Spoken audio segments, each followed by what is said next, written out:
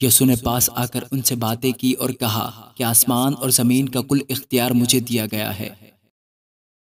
خداوند کے زندہ اور پاک کلام میں سے متی کی انجیل اس کا 28واں باب۔ اور سبت کے بعد ہفتہ کے پہلے دن پو پھٹتے وقت مریم مگدلینی اور دوسری مریم قبر کو دیکھنے آئیں، اور دیکھو ایک بڑا بھونچال آیا، کیونکہ خداوند کا فرشتہ آسمان سے اترا اور پاس آ کر پتھر کو لڑکا دیا اور اس پر بیٹھ گیا۔ اس کی صورت بجلی کی مانند تھی، اس کی پوشاک برف کی مانند سفید تھی، اور اس کے ڈر سے نگہبان کانپ اٹھے اور مردہ سے ہو گئے۔ فرشتہ نے عورتوں سے کہا، تم نہ ڈرو، کیونکہ میں جانتا ہوں کہ تم یسوع کو ڈھونڈتی ہو جو مصلوب ہوا تھا۔ وہ یہاں نہیں ہے، کیونکہ اپنے کہنے کے مطابق جی اٹھا ہے۔ آؤ یہ جگہ دیکھو جہاں خداوند پڑا تھا، اور جلد جا کر اس کے شاگردوں سے کہو کہ وہ مردوں میں سے جی اٹھا ہے، اور دیکھو وہ تم سے پہلے گلیل کو جاتا ہے، وہاں تم اسے دیکھو گے۔ دیکھو میں نے تم سے کہہ دیا ہے۔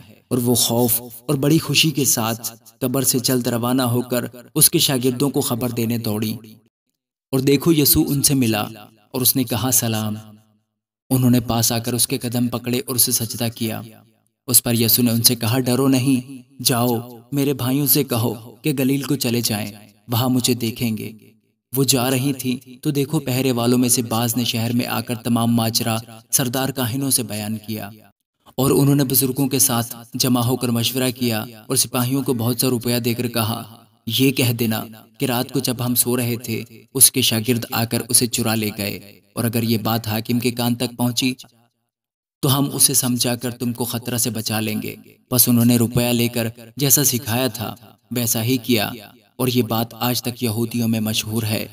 اور 11 شاگرد گلیل کے اس پہاڑ پر گئے جو یسوع نے ان کے لیے مقرر کیا تھا، اور انہوں نے اسے دیکھ کر سجدہ کیا، مگر بعض نے شک کیا۔